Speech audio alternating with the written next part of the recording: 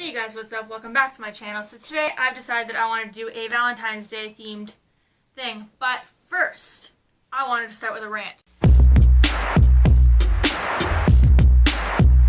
So my rant is this.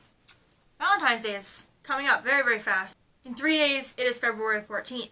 And if you're in a relationship, there's a good chance that you guys might go to a restaurant. So to start, I worked in a restaurant for almost 4 years, and these are the things that people got mad about, and we're gonna have a word. We're gonna have a talk about this.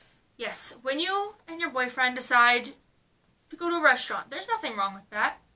I mean, in fact, I recommend go for a restaurant, go for dinner, have a nice night out, go see a movie, go dancing, do something so great, something you'll remember forever. But do not, and I repeat, do not blame anything that could possibly go wrong. After all, this is life and things go wrong sometimes. Do not blame it on your servers. For instance, you show up at a restaurant, you and your boyfriend couldn't agree until now which one you wanted to go to, and you walk in, it is 5:30 p.m. Every seat is taken.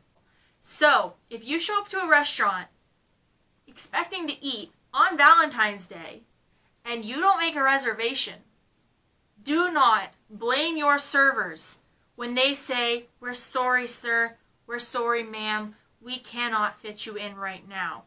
That is not their fault. That is your fault. That is how the restaurant industry works.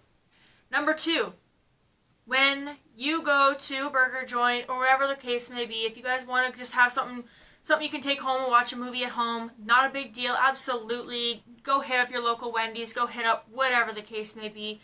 But if something is wrong with your order, please do not raise your voice at your servers.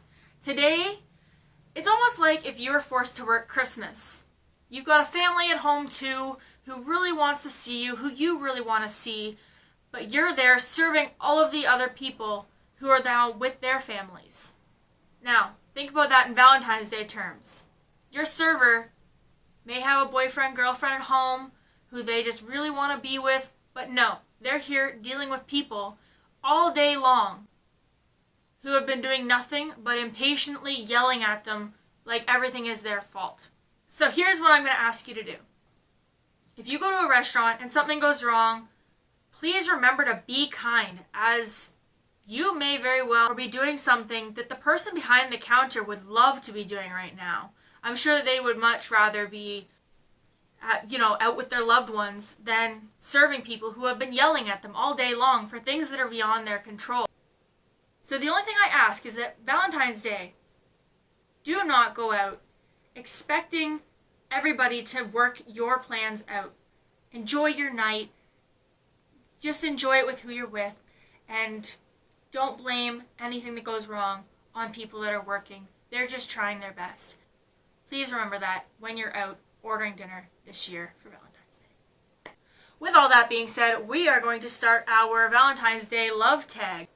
Let's see. So, number 1, do you believe in love at first sight? I don't. The only reason why I don't believe it is because I've never seen it. Now, I've had connections upon meeting people. I cannot honestly say I've ever looked at a person and them look at me and walked to meet up in the middle of the room where we started waltzing. I cannot say that's ever happened to me. I can say I've had connections at first sight. Yes, I've done that tons of times. But no, I've never actually had or felt love at first sight, and therefore I do not personally, as of this moment, believe in it. Number 2, what is your favorite love quote? So that one, I recently saw a love quote that I connect with because you'll see. So it was actually something that Camila Cabello actually put up on Twitter earlier this week, or it wasn't this week, it was like last week, but the quote was, "If a writer falls in love with you, you're never gonna die." That's true. As a writer, I can say that is very true, because people that I care about, my family members, my friends, they inspire characters every single day. And, there's pieces of them in every poem I write. There's pieces of them in every story I write. Should we look for love, wait for love, or forget about love until it happens? I don't know. I definitely don't think you should go looking for it.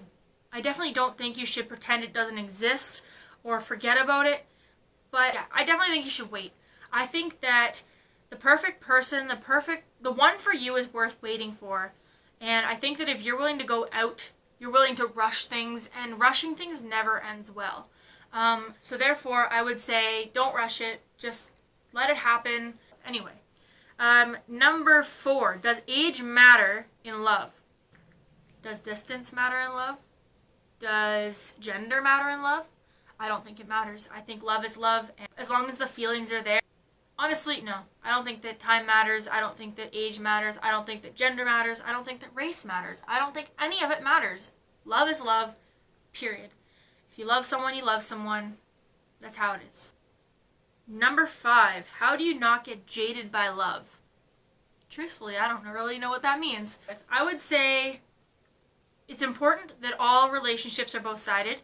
I think that if you mean as in how do you not get mentally exhausted by love, I think that's learning how to let go.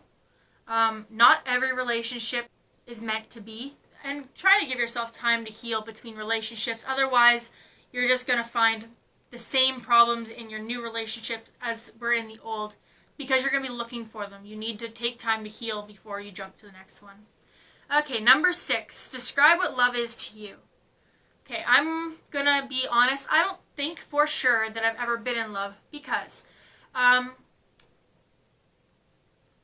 believe that love is something that doesn't end. I think that once you are really in love, in real love, it's two people who are in sync mentally. They understand each other's feelings. They understand each other's thoughts. Okay, I personally don't think that love ends. I don't think that love is something you grow out of. I don't think that love is something that just fades away, or that, I just don't think that's how it works. Mind you, I'm a bit of a romantic, and I kind of watch a lot of romance movies, and I think that if it's real love, it's something you're willing to work on no matter what. And I know that these days there's a lot of marriages happening that aren't planned out properly, and therefore there's a lot of divorces happening, and the world is looking so sad for my generation. But no, I think that real love, I don't think I can describe it because I've never felt it, and I believe that that's what writers have been trying to say for thousands of years, is essentially that love isn't a describable feeling, but it's just something that you have to feel for yourself before you understand fully what it is. 7, have you ever been in love? Have I ever been in love? See above. Number 8, what is the difference between being in love with someone and having a crush? I think a crush is one-sided, but once the other person gets involved, it's officially growing toward being love. I don't know. I'm not educated enough on this stuff for that question. What is your love language? Love language. Okay, so I'm gonna be really, really, really honest with you guys here. I had no idea what that meant. I didn't realize there was different kind of languages when it came to love. So I had to look them up. And when I looked them up, I realized there's 5 of them. What? And then when I was reading them, I realized I kind of fit into a couple of them. So I decided to do an online quiz to tell me which one was mine, because I literally couldn't choose one, and I didn't want to pick the one I wished I was, because I didn't want to be that person to be like, ooh, I'm like this, even though I'm really like that, you know? Right. So the 5 love languages are these. Number 1, words of affirmation. Using words to build the other person up, such as, thank you for taking out the garbage, honey. Number 2 is gifts. A gift says, he was thinking about me. Look what he got for me. Number 3 is acts of service.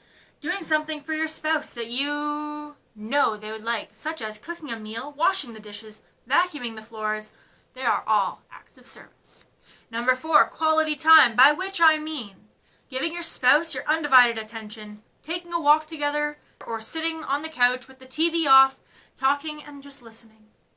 And number 5, physical touch, holding hands, kissing, hugging, sexual intercourse and all other expressions of love. Or confused I was when it told me I was a quality time type of person until I thought about it and I realized, yeah, that's me. I definitely think that how you spend time with a person is much more important than what you get from a person or what you give to a person. In fact, I put up a Twitter tweet actually about something very, very similar to this actually, and it kind of reaffirmed that that was definitely me. So I got quality of time as my language of love, and I actually posted on February 1st. I believe the most precious gift you can offer a person is your time. You can't earn time by working more. You can't gain time with practice. Once it's gone, that's it. Which means that I am definitely a language of quality time love person. Anyway, do looks matter in love? Okay, I think that looks can attribute in a way that it attracts you to your love. When it comes to, I was in love with her at first sight, which, like I said, I don't really believe in. But if you say that, it means you're in love with the way they looked. And so I think that, although I hate it, yes, I think that sometimes love and looks play together. I like to think that they don't matter, but I think they do. It's a very sad situation. My hood is very uneven, and I just noticed that it's making me kind of mad. Anyway, so I'm sorry I couldn't answer that last question better. I'm sorry I couldn't answer half of those questions better. I'm not an expert when it comes to love, although I like to tell myself I am. And I think that if you go out into the world expecting to find someone that's just gonna be there to tuck you in at night, or someone who's gonna be there just to cry on their shoulder when you need someone, you need to get yourself a dog or a stuffed animal. Stuffed animals are cool too. Never rush love because you feel like it's something you need right now. Thank you guys for watching. I hope you enjoyed this video. If you did, please remember to subscribe and give it a thumbs up, and I will see you guys next week. Thanks. Bye.